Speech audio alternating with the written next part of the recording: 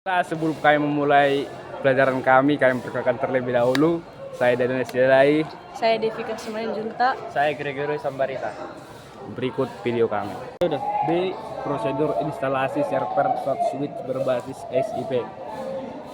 Salah satu standar pensinyalan dan pengontrolan sesi dari paket telepon yang dikembangkan oleh IETF sebagai bagian dari internet.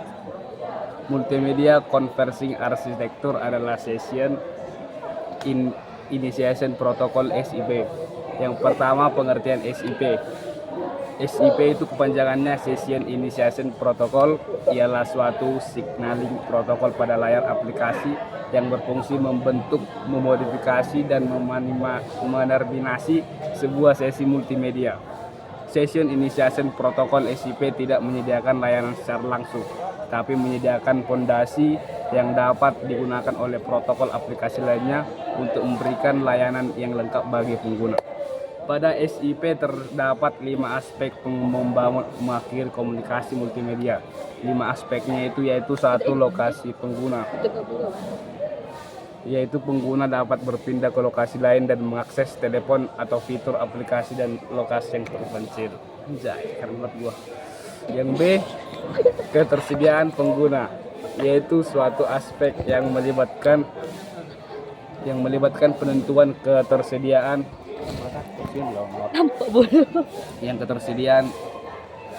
pihak yang dipanggil untuk terlibat dalam komunikasi. Kemampuan pengguna, yaitu suatu aspek yang melibatkan penentuan media parameter yang akan digunakan. Yang keempat, pengaturan sesi, yaitu suatu aspek yang melibatkan penentuan point-to-point panggilan multipartai yang ditetapkan dengan parameter sesi yang disepakati. Yang kelima, terakhir, manajemen sesi, yaitu suatu aspek yang melibatkan penemuan mutasi dan pemutusan sesi, memodifikasi parameter sesi, dan layanan memohon. 2. Komponen dan protokol SIP. Komponen dan protokol SIP dalam sebuah sistem berbasis SIP dapat didefinisikan dengan komponen yang dimilikinya, yaitu elemen klien, server, dan jaringan individu.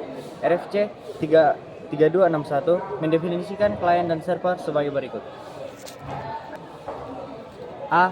Klien adalah setiap elemen jaringan yang mengirim permintaan SIP dan menerima tanggapan SIP. Klien mungkin tidak berinteraksi langsung dengan pengguna manusia. Klien disebut juga pengguna agen, klien, dan proxy. B. Server adalah sebuah elemen jaringan yang menerima permintaan untuk layanan mereka dan mengirimkan kembali tanggapan terhadap permintaan tersebut. Contohnya proxy server, server user agent, server redirect server, dan panitera. Unsur-unsur individual dari konfigurasi SIP standar terdiri atas 5, yaitu user agent, redirect server, proxy server, painter, dan lokasi layanan. A. User agent. User agent adalah agen pengguna berada di setiap stasiun akhir SIP. User agent memiliki 2 peran, yaitu sebagai berikut. 1. User agent client atau UAC adalah permintaan isu ISP. 2. User agent server atau UAS adalah menerima permintaan SIP dan menghasilkan respon dan yang menerima, menolak, atau pengalihan permintaan. Redirect server digunakan selama inisiasi sesi untuk menentukan alamat yang disebut perangkat. Redirect server mengembalikan informasi ke perangkat pemanggil dan mengarahkan UAC untuk mengembalikan alternatif.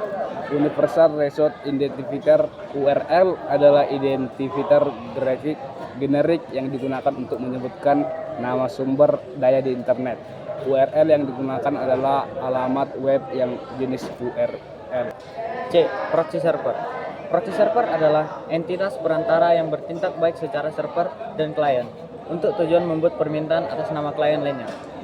Sebuah server proxy berperan memainkan peran routing, yang berarti bahwa tugasnya adalah memastikan permintaan yang dikirim ke entitas lain lebih dekat pengguna yang ditargetkan.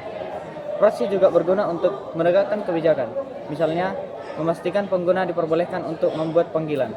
Sebuah proxy menafsirkan dan jika perlu menulis ulang bagian-bagian tertentu dari pesan permintaan sebelum meneruskan.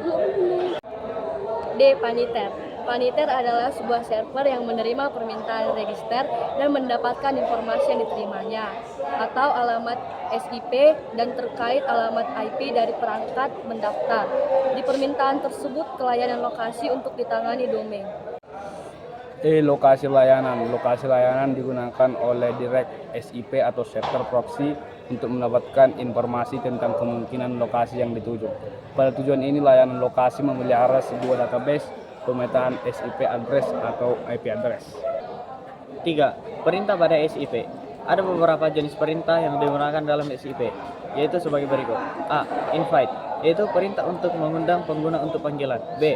Act, yaitu perintah yang digunakan untuk memfasilitasi pertukaran pesan pada perintah invite. C. Buy, yaitu perintah untuk menghentikan hubungan antara pengguna.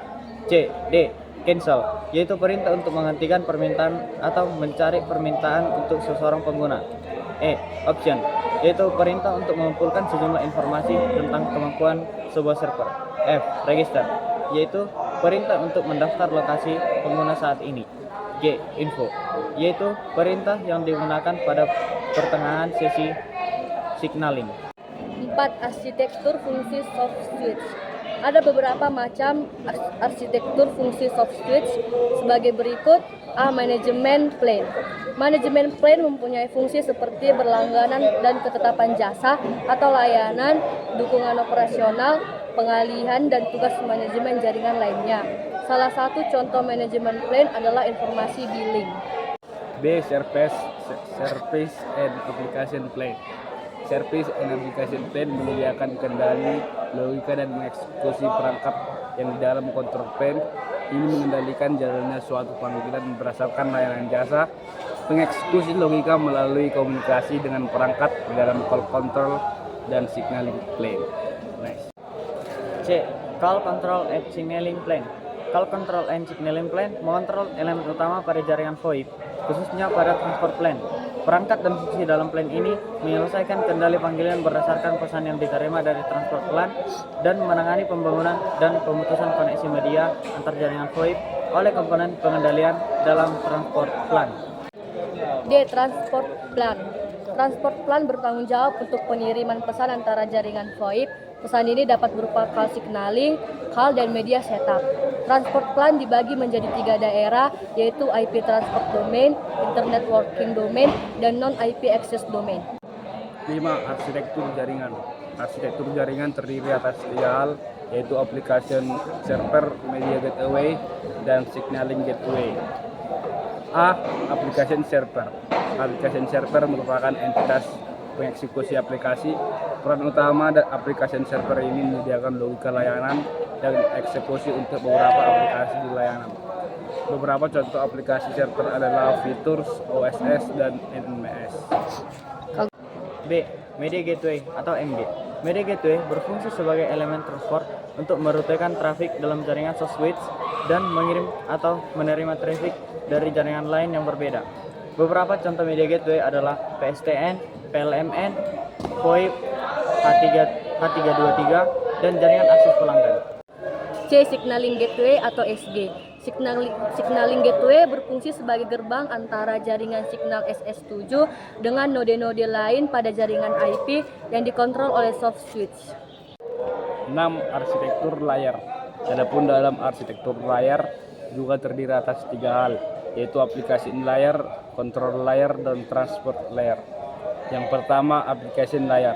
Application layer merupakan bagian jaringan yang menyediakan dan mengeksekusi satu atau beberapa aplikasi layanan di dalam IMS.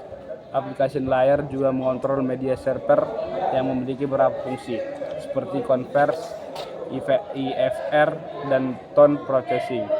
Adapun protokol yang diterapkan dalam control layer dan application layer adalah SIP. B. Control layer.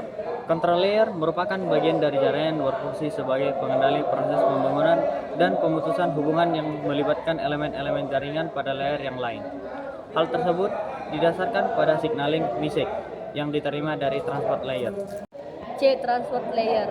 Transport layer merupakan bagian jaringan yang berfungsi sebagai media transport bagi semua message di jaringan, seperti call signaling, call and media setup, dan informasi voice atau datanya sendiri.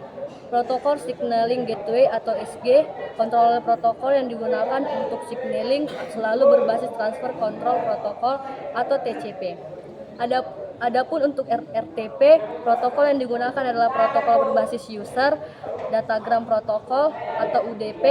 Signaling digunakan di antara port TCP yang sudah umum diketahui. 7 aplikasi SIP. Ada beberapa aplikasi penerapan dalam SIP yaitu sebagai berikut. Yang pertama, Voice over Internet Protocol (VoIP). Yang kedua, konvensi multimedia. Yang ketiga, text messaging. Yang keempat, event notification adalah voice email notification dan callback notification. Yang kelima, unified messaging and voicemail to email. 8. Kelebihan SIP. Ada beberapa kelebihan SIP yaitu sebagai berikut. A. General Purpose. SIP dapat diintegrasikan dengan protokol standar AITF lainnya untuk membuat suatu aplikasi yang berbasis SIP. B. Arsitektur yang terdistribusi dan scalable.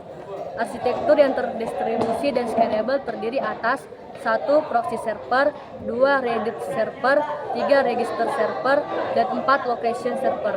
C. Sederhana. Pengiriman message berbasis HTTP, text message, bukan binary message. Hal ini menyebabkan SIP mudah diimplementasikan. B. Mobility. Seorang pengguna dapat menerima message atau call yang ditujukan kepadanya, meskipun berpindah dari suatu lokasi ke lokasi lainnya. Proxy server akan meneruskan call ke lokasi pengguna pada saat ini. Device yang digunakan dapat berupa PC, baik di rumah maupun di kantor, wireless phone, iPhone, ataupun telepon biasa. E. Layanan dapat diubah dengan Call Processing Language. Layanan yang dapat diubah dari Call Processing Language atau CPL dan Common Gateway Interface atau CGI yaitu sebagai berikut. 1. Call waiting, call forwarding, dan call blocking atau basic feature. 2. Call working atau melakukan call kepada beberapa endpoint. 3. Instant message. 4. Find me atau follow me. Sekian penjelasan dari kelompok kami. Jika ada pengucapan kata yang tidak sesuai, mohon dimaklumi. Terima kasih.